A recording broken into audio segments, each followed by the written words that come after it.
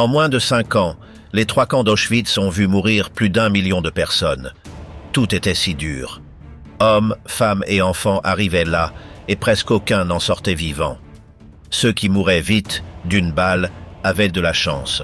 Les autres restaient piégés dans un endroit où chaque jour était un cauchemar différent.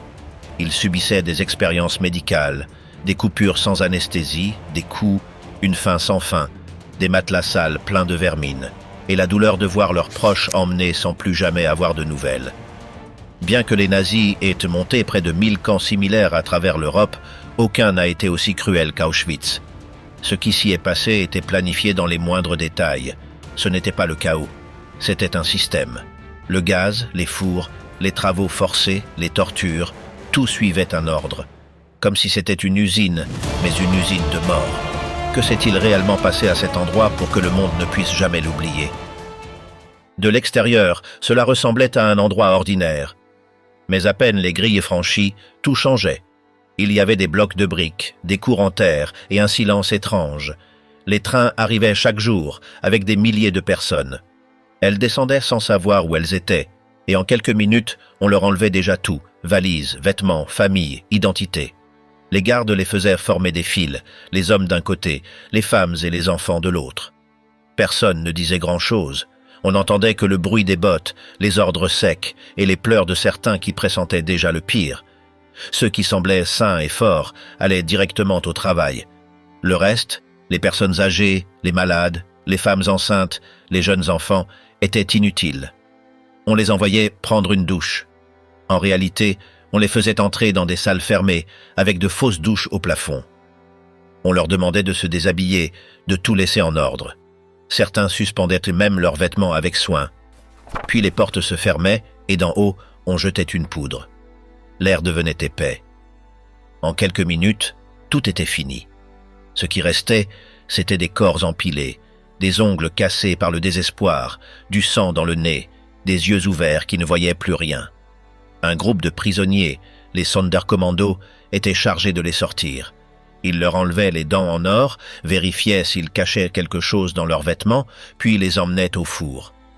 Si les fours ne suffisaient pas, ils les brûlaient dans des fosses. Tout avait un ordre. Rien n'était fait au hasard. Ceux qui échappaient au gaz tombaient dans un autre enfer. Ils vivaient dans des baraquements froids, sans vrai lit, avec des vieux matelas pleins de bestioles et de paille pourrie. Ils dormaient en groupe, serrés, sans couverture. L'hiver était insupportable. Certains ne se réveillaient pas. D'autres ne revenaient pas du travail. Si quelqu'un tombait malade, on le notait pour le prochain groupe au crématoire. La nourriture était presque inexistante. Un café dilué le matin, une soupe avec des restes à midi et du pain dur le soir. Ceux qui avaient de la chance réussissaient à voler quelque chose de l'entrepôt. Les autres mourèrent de faim. L'eau était sale et les toilettes étaient un trou dans le sol, sans intimité. Ils devaient y aller par groupe, sous surveillance. Si quelqu'un dépassait le temps ou laissait des saletés, il recevait une raclée. Chaque jour, il y avait un appel. Tous en rang, qu'il pleuve ou qu'il neige.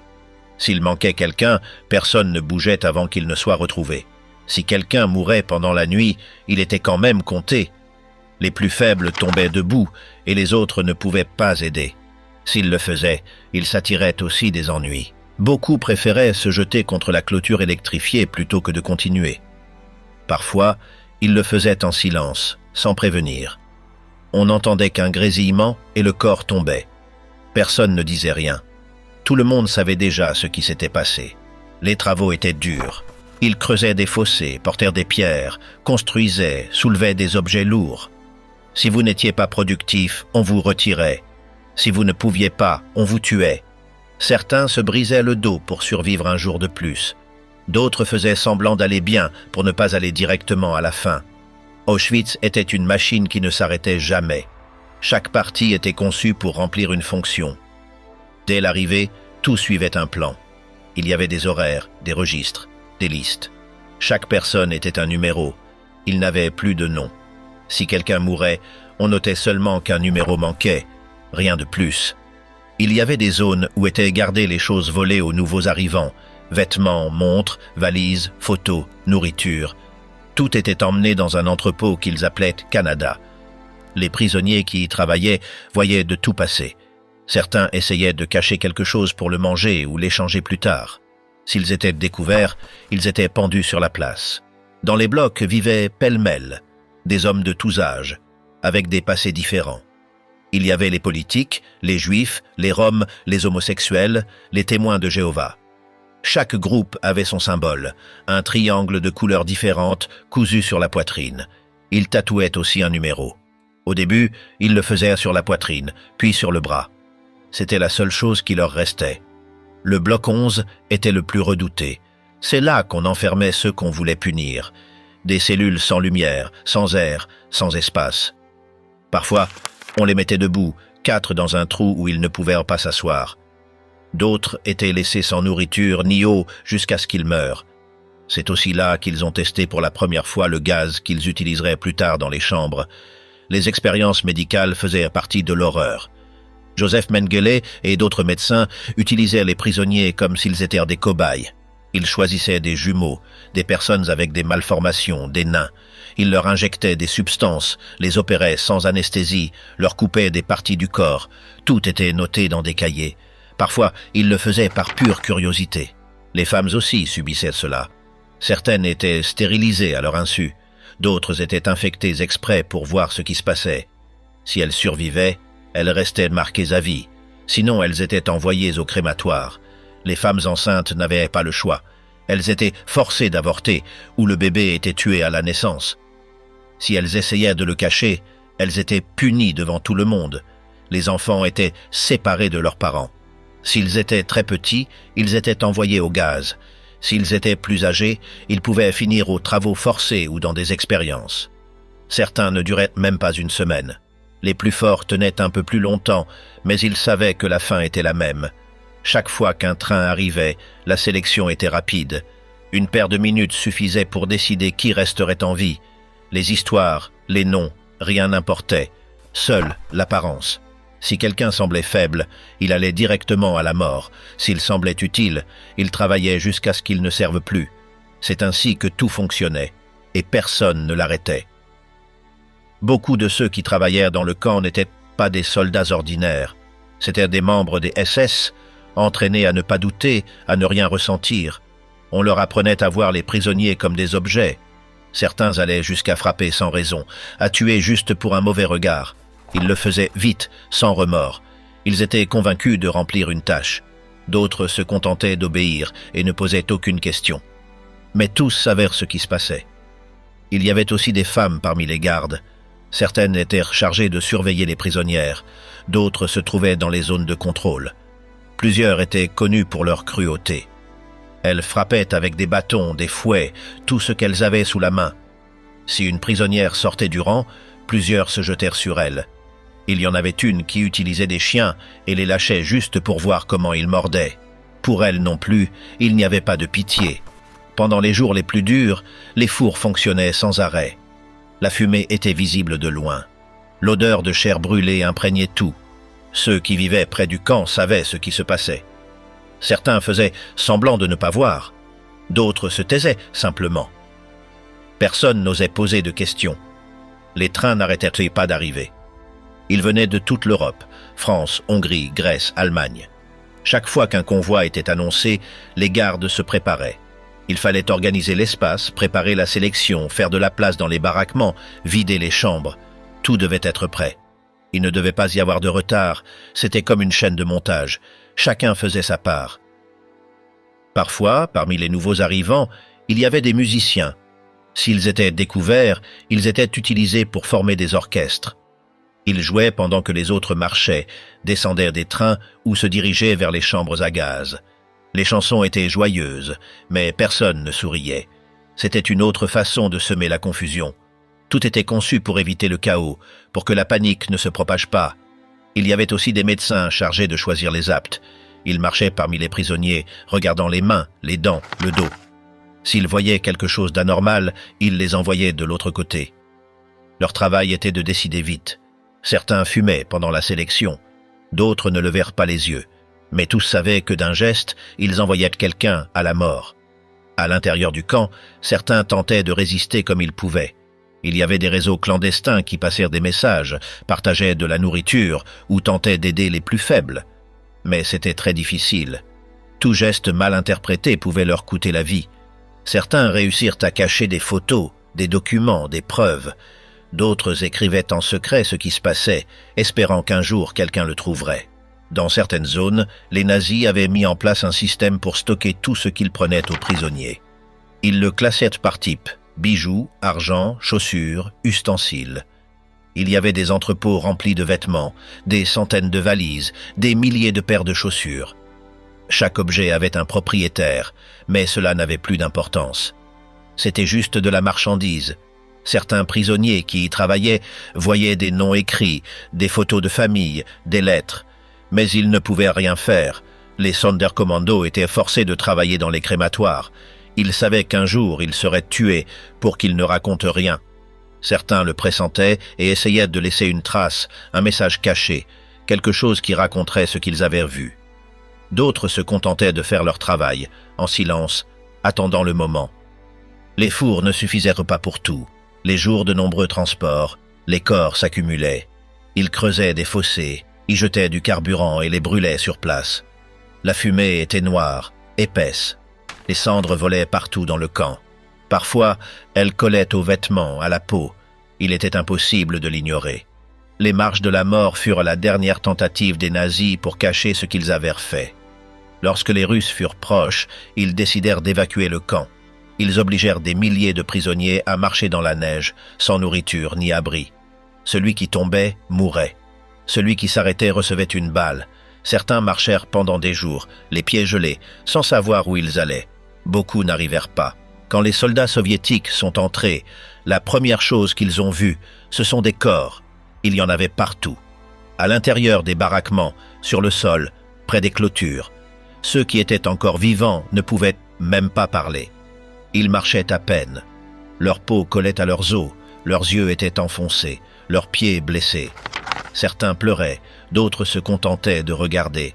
Ils ne savaient pas qu'ils étaient libres, ils ne comprenaient rien. Les soldats n'étaient pas préparés à cela. Beaucoup ne croyaient pas ce qu'ils voyaient. Ils sont entrés dans les chambres, ont ouvert les portes, ont examiné les fours. Ils ont trouvé des piles de vêtements, des valises avec des noms, des montagnes de cheveux humains. Tout était là, comme une usine abandonnée, mais la production avait été la mort. Dans les jours qui ont suivi, des journalistes, des médecins, des représentants d'autres pays sont arrivés. Tous prenaient des photos, enregistraient, écrivaient. Ils voulaient laisser une trace. Ce qui s'était passé là ne pouvait pas rester silencieux. Mais même ainsi, tout n'était pas compris. Beaucoup de choses ne seraient jamais sues. De nombreux documents ont été brûlés. De nombreux témoins n'ont pas survécu. Ce qui restait, c'étaient les vestiges, les bâtiments, les trains rouillés, les chambres vides, les chaussures, les lettres déchirées, les tatouages sur la peau de ceux qui avaient vécu. Et les histoires, qui n'étaient parfois que des murmures, des souvenirs épars, des fragments de vérité que personne n'osait raconter entièrement. Avec le temps, des procès ont eu lieu. Certains des responsables ont été capturés, d'autres se sont échappés. Plusieurs ont été condamnés, mais beaucoup ont vécu des années en liberté. Certains ont changé de nom, de ville, de pays. Ils ont vécu comme si rien ne s'était passé, jusqu'à ce que quelqu'un les retrouve. Les victimes qui ont survécu sont retournées dans leur pays s'il en restait quelque chose. Certains n'ont jamais parlé. D'autres ont tout raconté dans des livres, des interviews, des salles de tribunal. Mais beaucoup n'ont pas pu. Le traumatisme était trop grand. Le silence a été leur façon de rester en vie. Certains survivants ont tenté de reconstruire leur vie. Ils ont cherché du travail, ont fondé des familles, ont changé de pays, mais ils ont toujours porté le poids de ce qu'ils avaient vécu. Ils rêvaient de ce qu'ils avaient vu. Ils se réveillaient avec le bruit des trains dans leur tête. Ils ne pouvaient pas oublier les cris, les odeurs, les visages. Pour beaucoup, le camp n'a jamais pris fin. Il y avait des enfants qui ne se souvenaient de rien avant le camp. Ils ont appris à marcher au milieu de la boue, des barbelés et de la peur. Certains ont grandi en croyant que c'était normal. Ils ne savaient pas ce qu'était une maison, un jouet, une école. Quand ils sont sortis, le monde leur a semblé irréel. Ils ne savaient pas bien parler ni comment se comporter. Ils ont dû tout apprendre à partir de zéro. D'autres, en revanche, ont été séparés de leur famille à leur arrivée. Les adultes étaient envoyés d'un côté, les enfants de l'autre. Les plus jeunes étaient emmenés directement au gaz. Parfois, on les cachait dans des valises, parmi les vêtements, sous des civières. Mais on les trouvait. Les capots vérifiaient tout. Si on trouvait un enfant caché, tout le monde était puni. Les femmes souffraient d'une autre manière. Beaucoup étaient utilisées comme esclaves sexuelles. Certaines étaient forcées de travailler dans les bordels des camps où les nazis emmenaient les prisonniers collaborateurs ou les soldats. Si une femme refusait, elle était tuée, ou frappée jusqu'à être laissée pour morte. Il n'y avait pas d'échappatoire. Les femmes enceintes étaient obligées d'avorter. Celles qui arrivaient à accoucher voyaient leur bébé emmené. La plupart étaient assassinées à la naissance. Parfois, on les jetait contre le mur, ou on les noyait. Personne ne pleurait. La douleur était muette. Dans cet endroit, il n'y avait pas de temps pour le deuil. Les médecins du camp ne soignaient pas. Ils choisissaient qui allait vivre et qui allait mourir. Ils notaient, mesuraient, opéraient. Ils s'intéressaient au corps, pas aux personnes. Mengele, l'un des plus connus, cherchait des jumeaux pour ses expériences. Il leur injectait des substances, les ouvrait sans anesthésie, comparait les organes. Si l'un mourait, il tuait l'autre pour compléter l'expérience. Ils essayaient aussi des méthodes de stérilisation de masse. Ils voulaient éliminer des populations entières sans utiliser de balles. Ils leur appliquaient des rayons, des injections, des chirurgies, sans informer, sans demander permission. Les femmes restaient avec des douleurs pour toujours. Certaines ne pouvaient plus avoir d'enfants. D'autres avaient des infections chroniques, mais cela ne les importait pas. Les chambres à gaz étaient déguisées. De l'extérieur, elles ressemblaient à des salles communes. Elles avaient des bancs, de fausses douches, des crochets pour les vêtements. On disait aux victimes qu'elles allaient se laver. Elles se déshabillaient, attendaient l'ordre. Quand la porte se fermait, il n'y avait plus d'issue. Du haut, on jetait le zik-lombé. En quelques minutes, tous tombaient au sol. Le gaz était rapide, mais pas immédiat. Certains mettaient plus de temps à mourir. Il y avait des cris, des coups, des égratignures sur les murs. Puis, le silence. Les Sonderkommando entraient avec des masques, ouvraient les portes, sortaient les corps. Ils vérifiaient les bouches, coupaient les cheveux, cherchaient des bagues. Ensuite, ils les emmenaient au four. Tout cela en moins d'1 heure. La routine se répétait tous les jours, parfois plusieurs fois par jour. Les fours fonctionnaient sans relâche. Il fallait des équipes de travail, du charbon, de l'entretien. Tout était planifié. Il n'y avait pas de place pour les erreurs. Chaque mort était une tâche accomplie. Certains gardes tenaient des journaux. Ils notaient des chiffres, des horaires, des procédures. Ils savaient que ce qu'ils faisaient était important. Ils le voyaient comme faisant partie d'une mission. D'autres se contentaient de suivre les ordres. Ils disaient qu'ils n'avaient pas le choix. Mais tous étaient là. Tous ont participé. Dans les baraquements, les prisonniers dormaient entassés. Il y avait des lits superposés à 3 niveaux, sans matelas, avec à peine une couverture. Pendant l'hiver, les températures descendaient en dessous de 0. Si quelqu'un bougeait trop, il était jeté au sol. S'il ronflait, on le faisait taire d'un coup. Personne ne dormait bien. La nourriture était presque inexistante. Un café dilué le matin, une soupe avec des restes à midi, et du pain dur le soir. Parfois même pas. Les prisonniers se battaient pour une peau de pomme de terre. Certains volaient, d'autres négociaient. Une cigarette valait la même chose qu'un jour de nourriture. Tout était échange. Il y avait des punitions pour n'importe quoi. Si quelqu'un tardait à se mettre en rang, il était battu. S'il tombait malade et ne travaillait pas, il était pendu.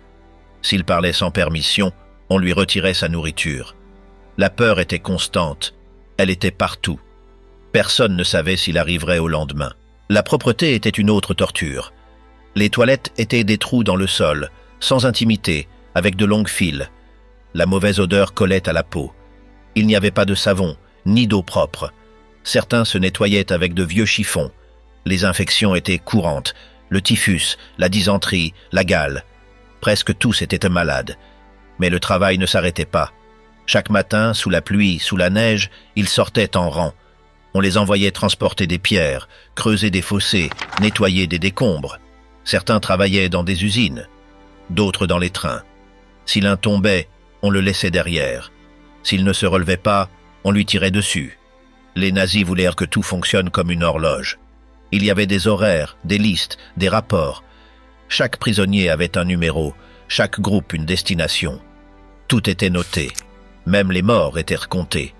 Les corps qui n'entrèrent pas dans les fours étaient enterrés dans des fosses. D'autres étaient brûlés à l'air libre. À certains moments, les prisonniers ont tenté de se rebeller. Il y a eu un cas où les Sonderkommando ont détruit l'un des crématoires. Ils avaient obtenu des explosifs de femmes qui travaillaient dans une usine voisine. Ils l'ont fait sauter.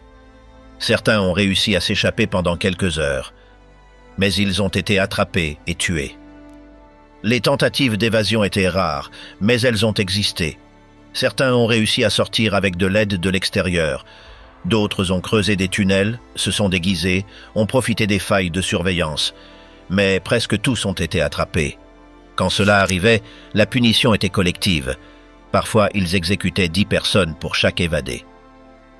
Pendant ce temps, à l'extérieur, les nouvelles commençaient à filtrer. Certains rapports parlaient de camps étranges à l'est, de trains remplis de personnes qui ne revenaient pas, mais beaucoup n'y croyaient pas. D'autres disaient que c'était des exagérations. Les preuves étaient rares, et les nazis faisaient tout leur possible pour cacher ce qui se passait.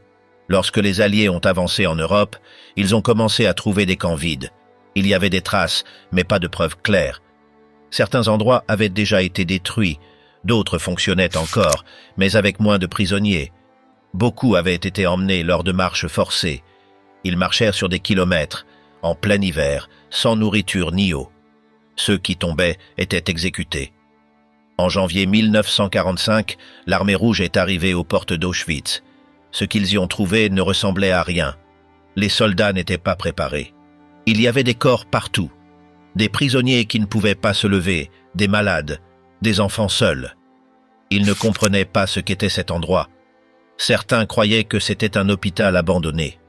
Il leur a fallu des jours pour tout traiter. Les nazis avaient tenté d'effacer les traces.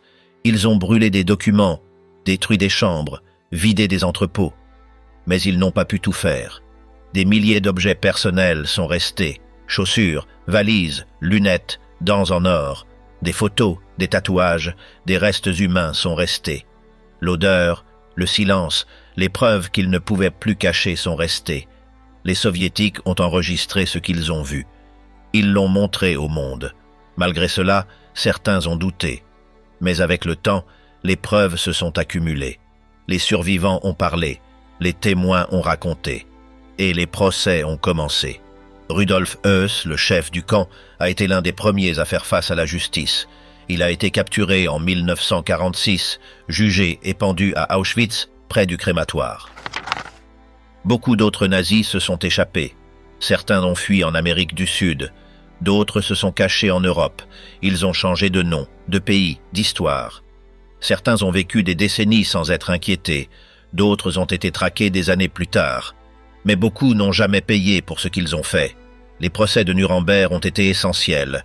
C'est là qu'Auschwitz a été défini. Un crime sans comparaison. Des témoignages de toutes sortes ont été entendus.